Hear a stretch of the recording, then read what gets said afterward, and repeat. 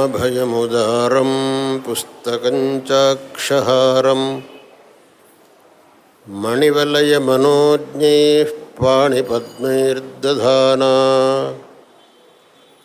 స్థితవసనలలామా కుందముక్తాభిరామా వసతు శశినిభాస్యా వాచి వాగ్దేవతానః.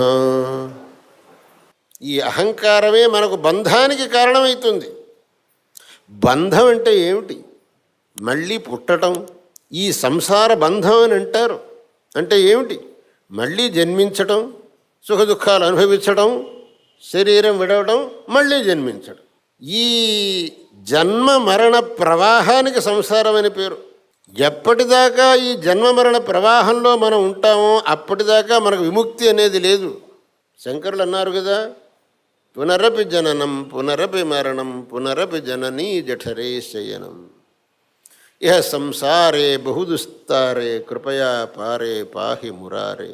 ఈ జనన మరణ ప్రవాహం అనేటటువంటి దాంట్లో మనం ఈ మునగానాం తేలానాం అనేదే జరుగుతున్నది.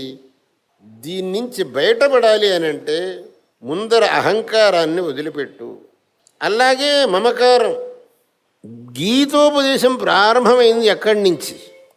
అర్జునుడు యుద్ధానికి సన్నద్ధుడై వచ్చి కూర్చొని ఇక యుద్ధం చెయ్యాలి అనేటటువంటి పరిస్థితిలో, ఓ వీళ్ళంతా నా వాళ్ళు, వీళ్లతో ఎలా యుద్ధం చెయ్యను, వీళ్ళని ఎలా యుద్ధంలో హింసించను, అబ్బో ఇది నా వల్ల అయ్యే పని కాదు అని కూర్చున్నాడు. అక్కడితో గీతోపదేశం మొదలైంది. లేకపోతే గీతకు ప్రమేయమే లేదు. హాయిగా యుద్ధం ఆరంభించారు, ఈ బాణం విరడవటం అంతే. ఎప్పుడైతే ఆ మమత్వాభిమానంతో అర్జునుడు తన యొక్క స్వధర్మాన్ని ఆచరించడం అనే దాని నుంచి విముఖుడైపోయినాడో, అర్జునుడికి యుద్ధం అనేది స్వధర్మం, ఆ స్వధర్మాన్ని నుంచి విముఖుడైనాడు. బాబు బిత్సమన్నా ఎత్తుకొని బగుతాం కానీ యుద్ధం చేయను అని అన్నాడు.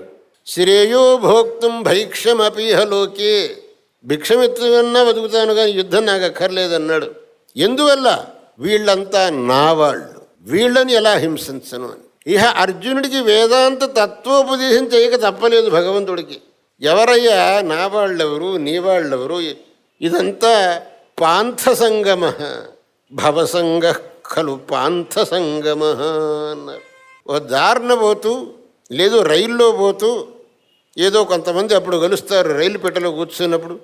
ఏదో వాళ్ళతో చాలా ఆప్యాయంగా ప్రియంగా మాట్లాడుతూ కూర్చుంటాం. మన స్టేషన్ రావడంతో మనం ఆయన ఎక్కడికి పోతాడో మనకు తెలియదు, మనం ఎక్కడికి పోతామో ఆయనకు తెలియదు. ఆ కాసేపు ఇది మహా ఆప్యాయతగా మాట్లాడుతూ కూర్చుంటాం. ఇదంతా భవసంగ ఖలు పాంథసంగమ అన్నారు. కానీ ఈ భావన రాకుండా అహమేతేషాం మమైతే, నేను వీళ్లకు చేరిన వాడిని, వీళ్ళు నాకు చేరిన వాళ్ళు అనేటటువంటి మమత్వాభిమానంతో తన యొక్క ధర్మమైనటువంటి యుద్ధాన్నే అర్జునుడు విడనాడి తనకు ధర్మం కానటువంటి భిక్షాటనం చేస్తాను అని కూర్చున్నాడే. దీనివల్ల ఆ మమత్వాభిమానం అనేటటువంటిది స్వధర్మం నుంచి దిగజారటానికి, పరధర్మాన్ని గ్రహించటానికి హేతువైంది అని తెలుస్తున్నది. కాబట్టి భగవత్పాదులు అన్నారు, ఈ రెండూ వదిలెట్టేసి మమ అహం ఇది బంధకరే పదే ద్వే త్యక్త్వా అన్నారు.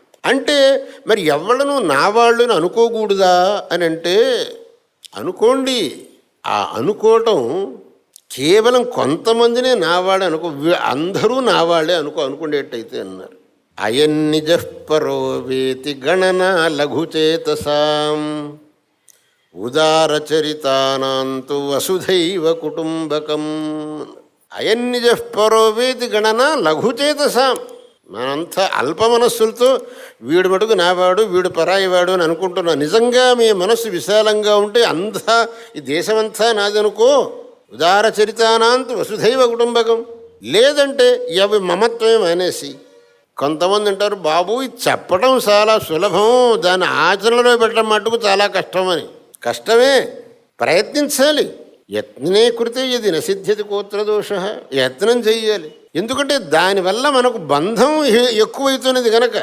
అందువల్ల మమ అహం అనేటటువంటి బంధహేతువుని రెండింటినీ వదిలిపెట్టాలనేది ఇది అసలు భగవంతుడు గీతలో ఇచ్చినటువంటి సందేశం.